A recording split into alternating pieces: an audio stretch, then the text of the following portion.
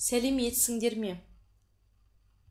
Текелі қаласы нөмір 4-ші орта мектептің бастауыш сынып мұғалімі Рахметова Ұлмекен Құттымұратқызы.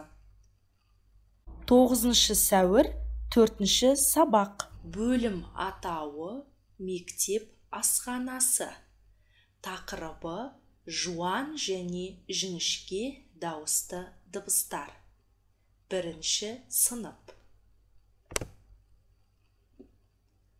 Сабақтың мақсаты сөздегі дыбыс түрлерін дауысты дауыссыз, жуан және жіңішке ажырату және дұрыс дыбыстау. Мәтіннің көмегімен балалардың өз ойын еркін айтуға жетелеу және сөздерді, дыбыстарды орфоэпиялық нормаларға сәйкес дұрыс айтқызу.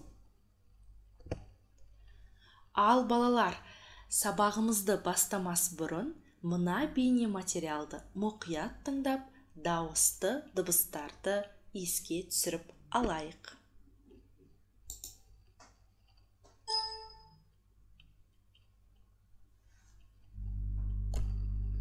Сәлем, Жандос. Біздің сабағымыз саған ұнады ма? Тапсырмаларды орындағанда қандай әсер алдың? Компьютер алдында көбірек отырғың келген шығар, Әрине, компьютер кімге ұнамайды? Ойындарды айтсаңшы, қайталап ойнай бергің келеді. Жақсы екен. Басқа да құпиялары бар екен. Оны мына тақырыпты мұқият тыңдау арқылы түсінуге болады. Себебі дыбыстау арқылы біз өз ойымызды білдіріп жеткізе аламыз. Дауысты дыбыс әріптеріне қандай әріптер жатады, білесің бе? Иә, дауысты дыбыс әріптері А, Ә, Е, О, Ö, О, Ү, А, Ә, И, У, Ю, Я, Йо, Ә. Ауа өкпеден кедергісіз шығып, үннен ғана тұратын дыбыстарды дауысты дыбыстар дейміз. Жарайсың, Айгүл. Енді тақырып бойынша мәліметтерді бірге тыңдайық. Айгүл, ережені мұқият тыңдадың ба? Иә, ережені екеуміз де меңгердік. Енді тапсырмаларды орындайық.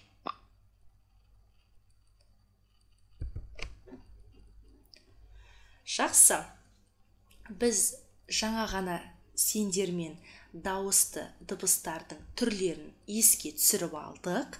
Ендеше балалар, мәтін бойынша жұмыс жасап көрейік. Сендер мына берілген суретке қарайсыңдар, ал мен жақсылап мәтінді оқып шығамын. Тыңдаймыз. Мынау мектеп асханасы. Асхана кең, жарық әрі таза. Біз 3-ші сабақтан кейін асханаға тамақ ішуге барамыз. Аспазшылардың пісірген тамақтары өте дәмді. Мен сорпа жеймін, не ботқа жеймін. Шаймен немесе шырынмен тәтті тоқаш жегенді ұнатамын.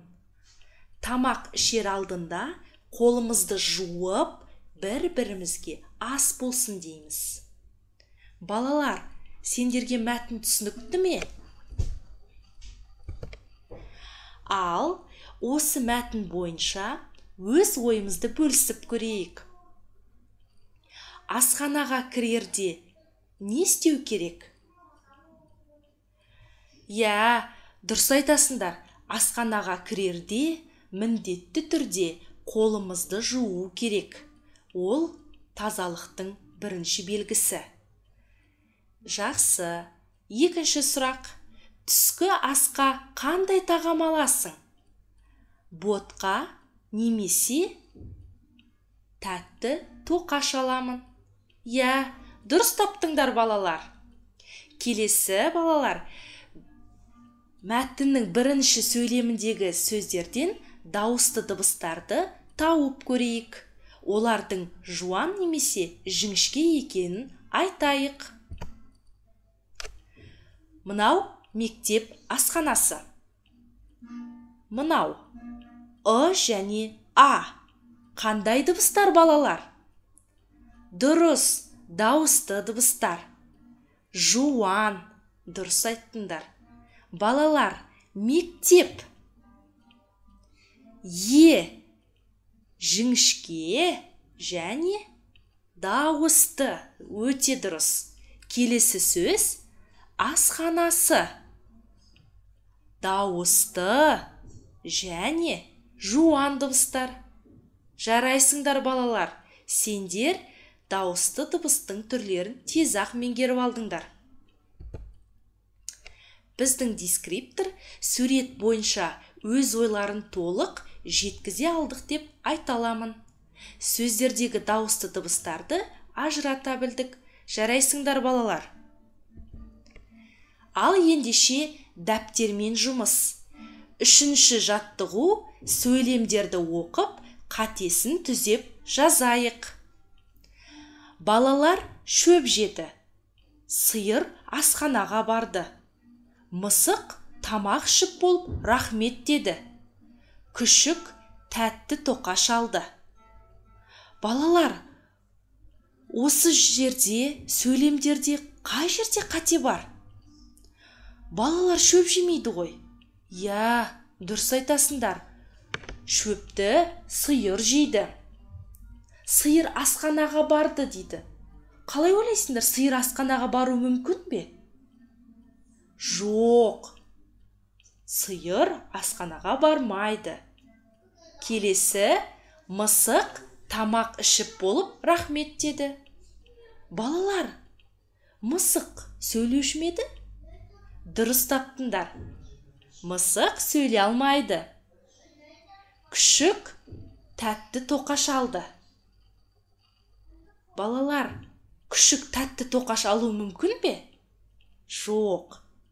Дұрыс таптыңдар. Ендеше балалар және күшік сөздеріндегі дауысты дыбыстар жуан ба, жіңішке ме? Ал, қанеке бәріміз бірге. Балалар. Дұрыс, жуан. Күшік. Жіңішке. Неге? Себебі дыбыстары жіңішке дыбыстар. Дескриптор сөйлемдердегі сөздердің қатесін түзеп жаза алдық, және де әдемі жазуға дағдыландық. Рахмет балалар, жарайсыңдар. 4-ші жаттығу тиісті әріптерді қойып, бір буынды сөздер жазыңдар. Ал, көрейік қанеке. Бұл жердегі ортасында тұрған А дыбысы жуан, жіңішке ортасында тұрған. Ал, қанеке бастайық. Бірінші қандай сөз бар екен? Тал. Дұрыс айтасыңдар. Лақ. Бақ. Жарайсыңдар балалар, тез-ақ меңгердіңдер. Келесі, жіңішке сөздер құрастырып көрейік бір буынды. Дұрыс. Кес. Тер. Кеш. Енді дескриптор. Өз ойларымызбен бірнеше сөздерді ойлап таба алдық. Жарайсыңдар. Сөздегі дауысты дыбыстардың жуан немесе жіңішке екенін ажырата білдік. Рахмет балалар. Балалар, бүгін біз өз мақсатымызға жете алдық. Яғни, сабақтың мақсаты бізде дауысты, дауыссыз, жуан және жіңішке дыбыстарды ажырата білдік. Сонымен қатар дұрыс дыбыстауға үйрендік. Мәтіннің көмегімен өз ойларымызды еркін айтуға, сонымен қатар дыбыстарды орфоэпиялық нормаларға сәйкес дұрыс айта білдік. Рахмет балалар. Жарайсыңдар. Ал ендеше үй тапсырмасын сендерге берейін. 2-ші жаттығу көркем жазу. Мына берілген 2 сөйлемді әдемілеп жазып келеміз. Сау болыңдар балалар. Рахмет.